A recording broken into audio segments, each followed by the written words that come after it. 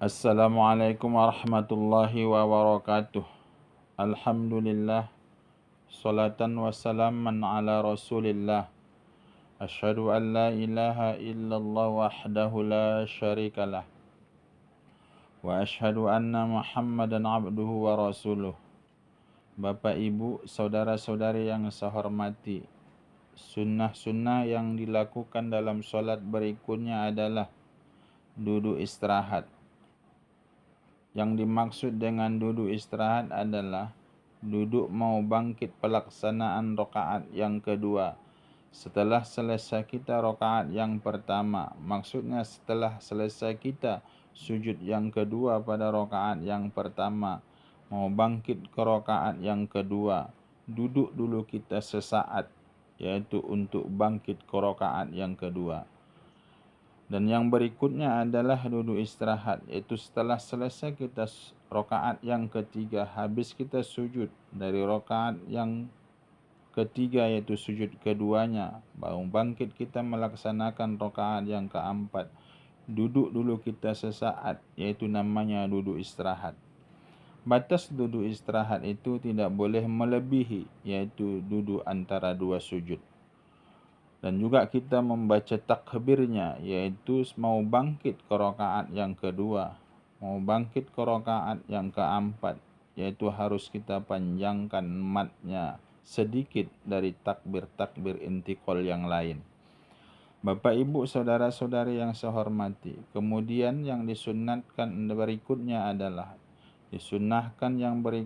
adalah yaitu duduk tasyahud awal dan juga membaca tasyahud pada duduk tasyahud awal, yaitu sewaktu kita membaca tasyahud awal, itu adalah bacaannya yang paling ringan dari tahiyat akhir.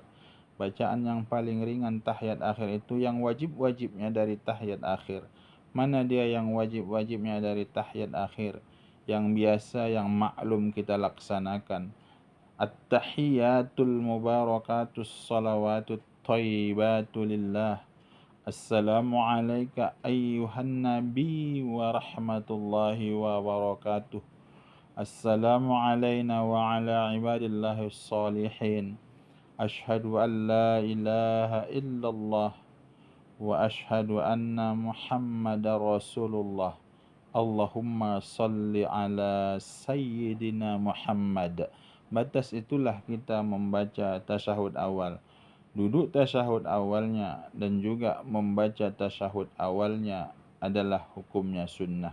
Kalau ada orang meninggalkannya sebab terlupa sudah sampai dia berdiri, baru dia teringat bahawa dia tadi tidak duduk tasyahud awal dan juga tidak membaca tasyahud awal. Karena ini adalah perbuatan yang sunnah, orang yang sudah pada sampai kepada berdiri betul, tidak boleh dia duduk kembali untuk mengulangi tasyahud awal. Kenapa? Karena tasyahud awal itu adalah sunnah. Sunnah ini nanti akan disempurnakan, yaitu dengan sujud sahwi. Bapak ibu saudara-saudari yang saya hormati, kemudian yaitu disunnahkan yang berikutnya adalah kalau ada Pak Imam, yaitu kalau kita solat berjamaah, nyatanya Pak Imam terlupa, yaitu apakah itu pelaksanaan rukun fi'li. Maksudnya adalah terlupa Pak Imam pada rukun fi'li atau jumlah rakaatnya dia terlupa. Lantas si imam bangkit untuk berdiri ke rakaat yang kelima, maka sunnah bagi si makmum mengingatkannya, yaitu dengan niat zikir, yaitu subhanallah. Bapak ibu saudara-saudari yang saya hormati, dan yang berikutnya adalah sunnah berikutnya dilaksanakan dalam solat adalah khusyuk sewaktu kita melaksanakan solat. Khusyuk yang dimaksud di sini adalah pertama adalah khusyuk fi'li, perbuatan-perbuatan kita tidak memperbanyak gerak selain gerak-gerakan solat. Maka kalau kita memperbanyak gerak, umpamanya menggaruk-garuk, tidak sampai kepada membatalkan solat. Menggaruk-garuk yang tadi kita tidak sampai membatalkan solat, banyak bergerak yang seperti itu tidak khusyuk itu perbuatan kita. Bapak, Ibu, saudara-saudari yang saya hormati, khusyuk yang kedua adalah khusyuk qalbi, bahwa kita menghayati apa yang kita bacakan. Dalam satu kitab menjelaskan kapan batas menghayati itu adalah, yaitu kita memaknai isi yang kita baca itu. Walaupun kita tidak artikan secara satu-satu, tapi kita paham secara global apa yang kita baca itu. Itu namanya khusyuk, yaitu khusyuk qalbi, dan juga khusyuk qauli, yaitu memaknai, yaitu apa yang kita baca sewaktu kita melaksanakan solat. Bapak, Ibu, saudara-saudari yang saya hormati, kemudian yang setelah berikutnya kita disunnahkan untuk melaksanakan dalam solat itu adalah berhias, yaitu mempercantik diri, yaitu sebagaimana yang dilaksanakan oleh Rasulullah sallallahu alaihi wasallam. Mana contohnya, kalau kita laki-laki, kita memakai rida. Memakai rida itu adalah bagi orang yang melintangkan di lehernya itu.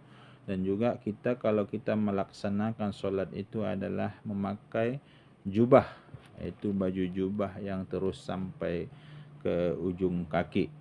Dan juga kalau kita juga disunnahkan sebagaimana yang diamalkan Nabi, yaitu memakai cincin. Cincin itu kalau kita baca dalam kitab Bahrul Maji, bahwa Nabi memakai cincin itu adalah di jari kelingkingnya. Itu cara memakai cincin yang diajarkan Nabi. Bahwa kita memakai cincin dalam kitab, yaitu dalam kitab yang saya jelaskan tadi, adalah cincin itu dipakai, yaitu satu biji dalam satu tangan, yaitu kalau tangan kiri kita pakai satu pada tangan kiri, ya, tidak boleh banyak-banyak. Dalam kitab itu dijelaskan kalau ada orang mengisi jarinya sampai 4 jari, itu hukumnya makruh. Maka yang disunnahkan itu pakai cincin itu adalah satu pada satu tangan. Kalau kita makainya di kiri, cukup dengan satu jari yang kita pakaikan. Itu pun memakaikannya, yang sunnah itu adalah di jari kelingking, atau di jari tengah, atau di jari manis. Dan juga makruh kita memakai cincin itu di jempol. Bapak, Ibu, saudara-saudari yang saya hormati, itu kemudian setelah itu kita pakai cincin dan juga kita pakai wangi-wangian. Agar apa? Orang kalau kita melaksanakan solat berjamaah, dikhawatirkan, yaitu nanti kalau kita melaksanakan solat itu, orang yang di samping kita nyatanya kita tak wangi, dia risih dengan kelakuan kita. Maka oleh sebab itu sunnah kita mau melaksanakan solat itu dengan pakaian, dengan memakai wangi-wangian. Yang berikutnya adalah sunnah dalam solat itu adalah memakai sutroh, penghalang. Kalau nyatanya kita melaksanakan solat itu, kita buat batas. Ada batas yang diajarkan itu, yang disunnahkan. Yang pertama adalah batas itu adalah dinding. Kalau tak ditemukan dinding adalah tiang. Kalau tidak ditemukan tiang, maka barulah kita memakai, yaitu pembatas, yaitu tingginya 1 jengkal.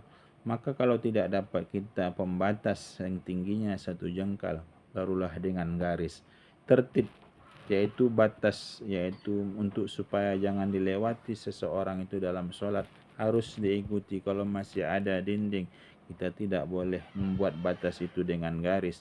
Kalau masih ada tiang, kita tidak boleh memakai batas itu dengan, yaitu sutroh yang saya jelaskan tadi, itu batas yang setingginya 1 jengkal. Maka tertib itu supaya dapat kita sunnahnya, maka harus kita laksanakan tertib itu dengan sempurna. Bapak, Ibu, saudara-saudari yang saya hormati, itulah sunnah-sunnah yang dilakukan di dalam solat. Terima kasih atas segala perhatian. Mohon maaf atas segala kekurangan. Wabillahi taufiq wal hidayah. Assalamualaikum warahmatullahi wabarakatuh.